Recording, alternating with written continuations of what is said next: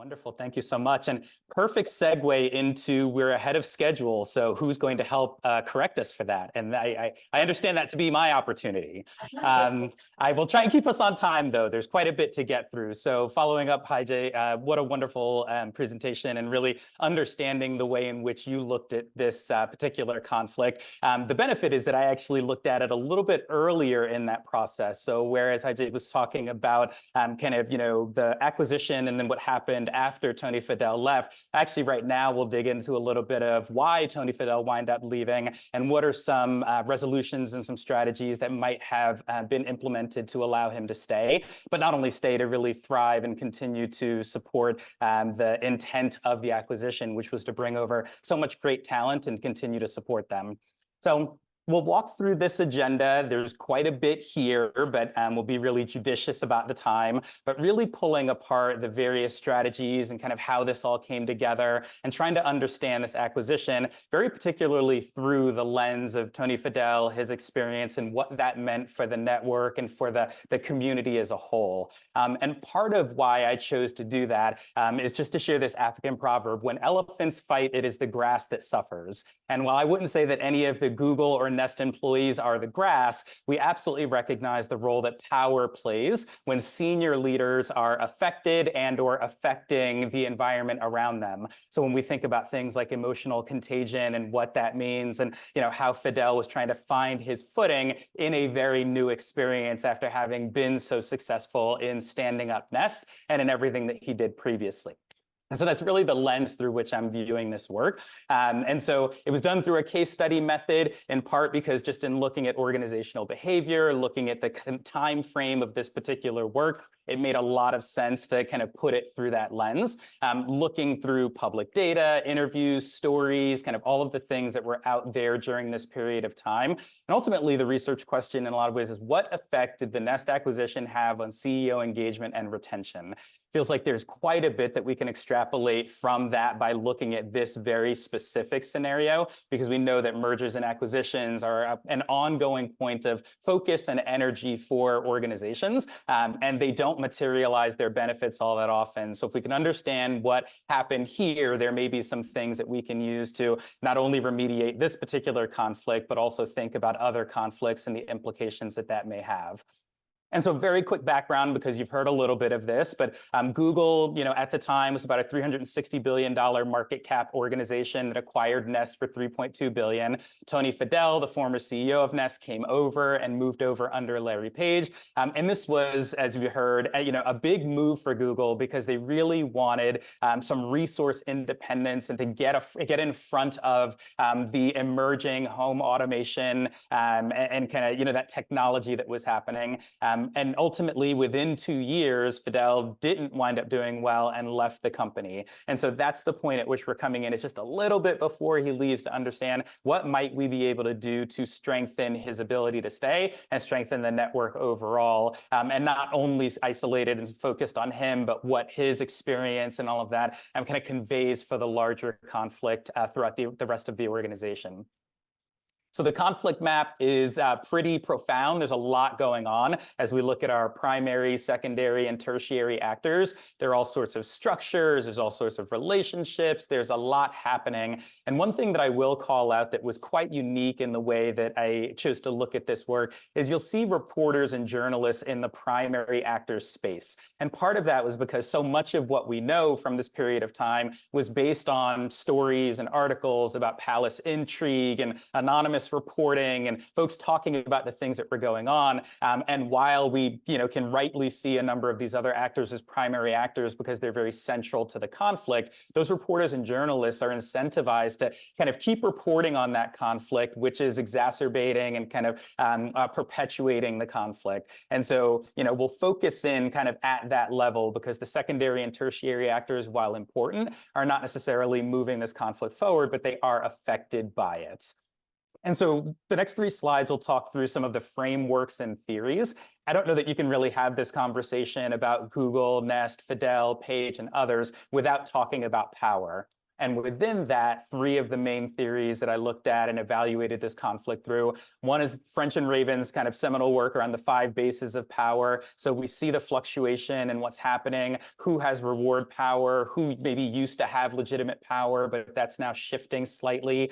Social identity theory, when we look at the network map, you'll see kind of pre-intervention, there's a high degree of homophily, kind of Nest employees stay with Nest employees, Google employees stay with Google employees. And that absolutely gets at, this is who we are, this is how we operate, and this is the way we show up, and that has implications in a lot of different ways. And then resource dependence theory, as we shared, a huge part of this acquisition was Google being able to now have an in-house, organization that could help them compete with Amazon and others, instead of trying to build that up on their own. And so that was very much kind of a predicating factor for the acquisition as a whole. When we look at culture, we can think of culture just in terms of kind of generally how things get done around here. And so two frameworks, or two theories rather, that are very useful for that. One is Gerrit Hofstede's cultural value orientations. So looking very specifically at, Google, which is a little bit of a kind of more tight-knit organization, one that was, a bit more of a bureaucracy, a bit more, kind of less power distance, if you will. And those things exacerbate some of the structural decisions, and the structural decisions continue to reinforce kind of who felt like they were where and how they fit in. And then tightness and looseness was another one that, Nest was very much an organization that was a startup. Folks were doing their own thing. They were small and nimble. They were very much not focused on profitability, but more on innovation and novelty, changing things, and then are brought into an organization that has a very different culture, and almost from the start is talking about things like cost controls and product roadmaps and timelines in a way that just did not mesh with what Fidel had originally envisioned. And similarly, as we start to look at some of the kind of needs, things that had been important to him throughout his entire career were now really being impacted by the conversation. And then interdependence theory, so cooperation and competition. We start to see some really competitive behaviors, which we know obviously beget other competitive behaviors. And then dependence theory. All of a sudden, Nest goes from being kind of independent and on their own and taking in investor money to now being far more dependent and not having anywhere near the same latitude that they had previously. And so as we get to the needs and resolutions and kind of chunk these together, the first need is very much targeted around Fidel, as is the second. This need for creativity, respect, fulfillment, autonomy. We see throughout his career, in his own words, that he wanted to build things that would then go out into the world and people would benefit from, and to have this opportunity to really be a creative individual. And so as that is starting to be stripped away, Fidel starts to lash out in a lot of ways. And so the recommendation as a resolution here is to get Fidel an executive coach. Now, we'll see as well as we look at the network map that executive coach benefits not just Fidel, but winds up becoming a trusted broker who can also create connections throughout the network. What we see for the second need and resolution is Fidel's desire to feel valued, respected, appreciated, both internally and externally. And that is quite distinct from his desire for creativity. This is about, there are stories being written about this person that are saying he's not a good leader, he's not going to last long, his heyday is, behind him. Those are hurtful as an individual. And so as we think about, well, what can we do that supports him, but also supports the organization? The recommendation here for resolution is to make Fidel a primary executive spokesperson for key external communications. So Google is really interested in making sure that, they're having these conversations, that folks know the work that they're doing, that there's a lot of interest in the products that are coming out. Fidel is personable. He's a person that they absolutely can put in that prime spot. And then to make sure that we're not only focused on employees, we want to make sure, only focused on executives, we want to make sure that employees are also included in that conversation. So creating and empowering in that neighborhood, employee advisory groups gives them a proverbial seat at the table, where right now they're being kept very much on the outside and hearing about a lot of things through the newspapers and other reports. And so if we look at the network map pre-intervention, what you see is a lot of kind of separation. You could also argue that Tony or Fidel is kind of suffering from this liability of unconnectedness, right? He's kind of on his own, on an island. What we want to do with these interventions is make sure that he is really connected to everything else that's going on. And we see that in this post-intervention map, that by introducing the executive coach, we strengthen the ties. By introducing these employee advisory groups, we strengthen those ties, and these become trusted brokers that can help to support ongoing conversation and really bringing people together with their social capital. In terms of measurement, there's a ton of kind of qualitative and quantitative measures that we can bring to bear here. And those are things like understanding feedback from Fidel's coach, from Fidel, from peers, executives. What is Fidel's output? Are we seeing what we intended to see? As we look at the media and putting him front and center, are we seeing stories? And how are those stories performing? Are they getting kind of media attention? And the employee advisory is very much focused on, are we seeing senior leaders sponsoring, supporting, being involved, and getting in? And of course, the big challenge is in a multi-billion-dollar organization that's also publicly traded is what will be the level of confidence and support, and will competing priorities wind up getting in the way?